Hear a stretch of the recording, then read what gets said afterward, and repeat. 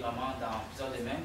Et puis si on regarde le ratio financier, c'est sûr, vraiment, il y a quelque chose qui manque, quelque chose qu'on pourrait améliorer. Et donc, c'est sûr qu'on voit qu'elle descend. Beaucoup pensaient, oui, bien évidemment, mais il y a quelque chose qui manque dans le financier qui me dit qu'ils n'ont peut-être pas ce potentiel pour aller à long terme. Donc, c'est sûr que malheureusement, moi, personnellement, étant membre de l'équipe, et après avoir bien analysé tout leur financier, comme on a vu, donc une belle performance, moi, personnellement, je pensais que non, monsieur Bélanger, moi, personnellement, je pense qu'on ne devrait pas continuer dans cette voie pour cette HP. Alexandra, qu'est-ce que tu en penses? Moi, j'ai des appétits de risque très élevés. Alors, même si on voit que les ratios ne sont pas à leur meilleur, je dirais que la compagnie a du potentiel. Je dirais que la compagnie a aussi fait des efforts. Alors, on ne peut pas laisser ça passer comme ça. Je pense qu'il leur manque, comme Paul a dit, il leur manque un petit quelque chose. Et je trouve que bientôt, ils vont le trouver. Alors, je crois que cette compagnie, une compagnie locale, pourra quand même devenir une compagnie grande, augmenter ses visibilités, bien sûr, dans le marché du travail, dans le marché international.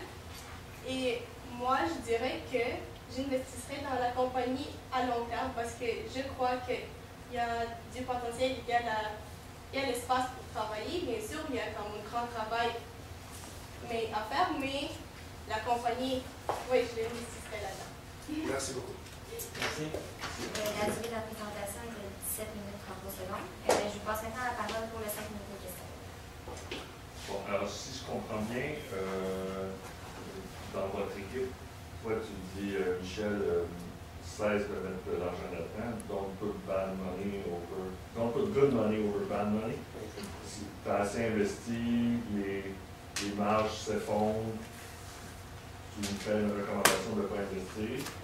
Et toi, tu es plus risk taker, tu dis, écoute, c'est une business, je pense qu'il y a des solutions. Là, je veux juste bien comprendre, la solution que vous me proposez, c'est la meilleure provision? Non. Prévision. C'est gros, ok, mais une meilleure prévision, c'est au niveau de l'inventaire. Exactement.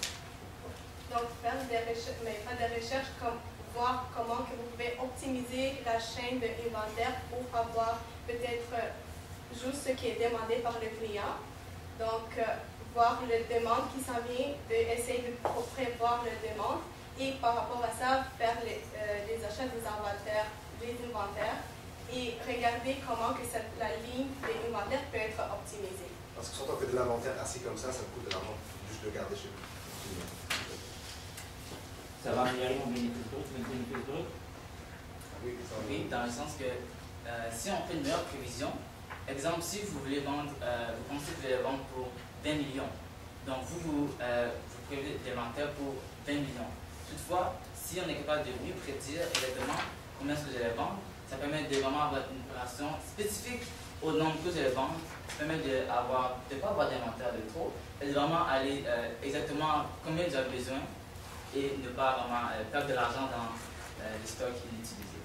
Donc, c'est pour avoir un coût de marchandises vendues près de la vente, près du coût de la vente.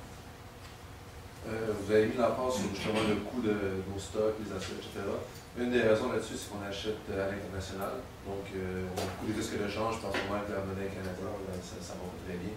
Avez-vous une recommandation quelconque à nous faire pour essayer de nous protéger de justement ces fluctuations de valeur? Justement, acheter local. C'est acheter local? Il faudrait acheter local, ouais, parce que déjà, quand on acheter local, vous faites un produit qui est complètement fait 100% au Québec, qui est québécois. Vous aurez beaucoup de support des compagnies québécoises ici. Ça, c'est garanti. Vous parlez aussi d'ouvrir les marchés, voir que tous les nouveaux clients, etc. Pour, avez-vous des recommandations pour fidéliser nos clients? Pour justement, je pense que quelqu'un l'a suivi, la fidélisation. Vos clients ici ou vos clients à l'international? Peu importe les clients tout court, juste les fidéliser pour qu'il y ait, comme l'a dit, on a perdu un client qui valait 50%, etc. On a une certaine dépendance à certains gros clients pour s'assurer qu'ils restent avec nous. Avez-vous une recommandation quelconque à nous faire? Ben, justement, c'est en bref, ce qu'on a dit au complet, c'était le fait du produit optimiser vraiment le produit. Il faut que le produit soit, pour que les gens aiment le produit. S'ils l'aiment, c'est fidélité, c'est automatique. Vous n'allez pas avoir peur qu'ils vont partir là, ils vont partir ici. Aussi beaucoup de services à la clientèle. Vous avez des gens qui viennent, qui vérifient, qui entretiennent, etc. Beaucoup de après avoir acheté le produit, c'est pas juste acheter le produit, puis c'est bon, bye, vous voyez. faut que vous soyez là, vous les appelez, Le suivi après-vente. Exactement. Désolé, merci. Un produit plus personnalisé à chaque fois. Plus personnalisé, voilà, ce serait bien. Surtout que si c'est pour une école, c'est pas la même chose que si c'est pour une entreprise, que c'est pour le gouvernement ou c'est pour peu importe, pour les modifier un peu, il faut jouer avec. Merci beaucoup. Merci.